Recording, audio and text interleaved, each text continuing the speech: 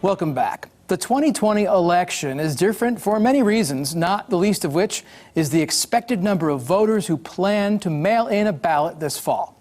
In one recent poll, 6 in 10 said they plan to vote by mail. That means that what the candidates do at this stage of the campaign matters more than it ever has in modern elections.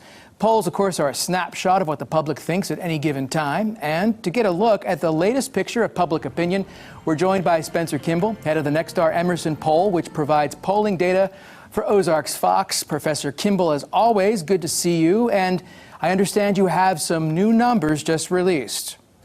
Yeah, we decided to take a look at the state of Wisconsin, right up in the Midwest. And we thought Wisconsin's an important state, obviously one that Trump was able to take away from the Democrats in 2016, but also one that the Democrats are really, fighting hard. They put their convention in Wisconsin. Of course, it wasn't able to happen, but they see Wisconsin as a battleground. They were able to take the governor's race back in 2018 with Tony Evers. And so we look for a big fight here in Wisconsin.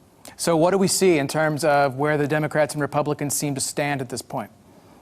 At this point, it appears the Democrats are in a strong place. Joe Biden has a 7-point lead, which is fairly consistent with our polling from nearly 18 months ago, where we had him up by 8 points. And so it seems at this juncture of the campaign, voters are fairly locked in with the top two candidates and would need some sort of game changer, we think, to move the numbers. Now, the Wisconsin data are interesting because obviously both candidates, but especially President Trump, really made a push to talk about law and order and the issues that he sees as important. But it seems as though Wisconsin voters just haven't been buying that, or what does the polling information show on this? Yeah, I mean, where Donald Trump is trying to make inroads is back in the suburban area. If you kind of break the state up into three regions, rural, suburban, and urban, you can see that the urban area leans to the Democrats, where they're trying to drive out their vote. The rural area is going to be interesting to see how much of that vote will come out. And then, of course, we're into the suburban area. That led us to this question about law and order, where Trump is trying to take back some of the white suburban female vote, particularly those with college degrees or more. Professor Kimball, what about the rest of the Midwest? It seems like there's that whole section from sort of Pennsylvania over to Ohio and then up into Michigan that's really going to make or break this race, especially, I would say, for President Trump. And what's your sense on that? Well, I think you're right that the Midwest is where the candidates are going. We've seen both President Trump and Joe Biden in the state this week. So they know that they need to get to Michigan. They're going to be in Wisconsin.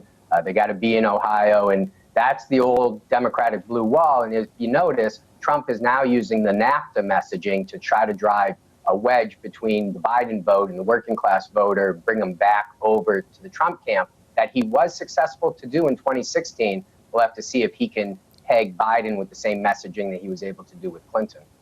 What's your sense in terms of just where things are in this nutty election year? I mean, it's not just the pandemic, although that kind of got the ball rolling in this case, with the number of people who at least intend to vote by mail. I mean, that essentially means that the snapshot data you're talking about from Nexstar Emerson right now may mean a lot more than it normally does, because at this point, it's about 2 months away. People go to vote on Election Day.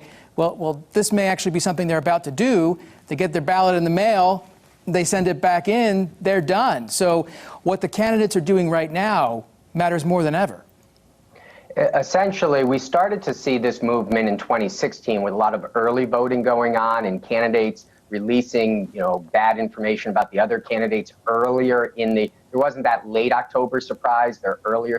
Now we have to have September surprises, because as you mentioned, a lot of people are going to start sending in their ballots now. Now, as I mentioned, a lot of people have already baked in their vote, so they know who they're going with.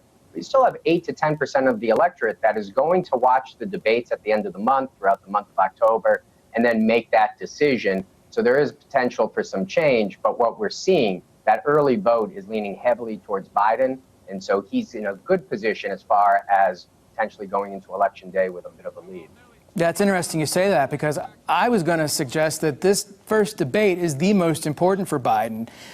he can't, if he's going to make the kind of closing deal, if you will, on this, to get those 8 to 10% that are maybe undecided on who they're going to support, he can't wait for the third debate to have a great performance. I mean, is that kind of the conventional wisdom on this, or is this first debate maybe more important for the president to try to shore up support in these critical states?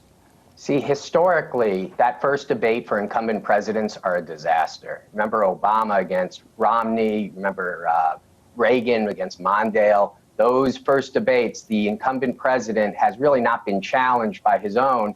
And so this is the first time that they're on stage, and they typically don't do very well, which, to your point, might actually help Joe Biden. Now, we've got this expectation game that Biden's not going to be able to formulate words and Trump is going to dominate this and that. That's going to be interesting because that's what is in voters' minds, that modeling theory. And so when they actually see it play out, I agree, you're going to have record attendance watching this debate, and how these two men perform on that stage, I think, could shift the electorate, because what we saw in 2016 was after the first debate, less people tune in. So this is really the moment for both candidates to try to make their claim, especially as votes are going to start coming in at a higher clip as more states go online. All right, last big question for you, kind of the crystal ball question. How late am I going to have to stay up to cover this on election night? On election night? I mean, that has got to be the big question, is are we going to end up having to spend the next week after November 3rd processing all of this, or is it going to be even worse than that in your estimation, looking at all the polling data you've had come in and the best prognosticators at this point? What's your gut sense on this? Well, we actually ask voters that question. When do they expect to see the results? And a lot of them are expecting to see them that night, about 40–45%. A plurality of them expected to see them in a couple of days. So unless this thing is a real blowout, I think voters have to have a little bit more patience in watching, particularly mail balloting, be counted. States like California, it takes a very long time to count. Now, California is not going to be a state in play for the presidential, but it could have some congressional implications, which are going to take some time to play out. My gut tells me that this could be a long process. There'll be a lot of votes being counted, overseas votes. So I think people should be patient. Remember 2000, it took 37 days to figure out who was going to be president. I think we have to have patience in 2020. Professor Spencer Kimball, we appreciate it. You're the head of the Nexstar Emerson poll, joining us from Boston tonight. Thank you so much. Thank you. And we'll be back after this.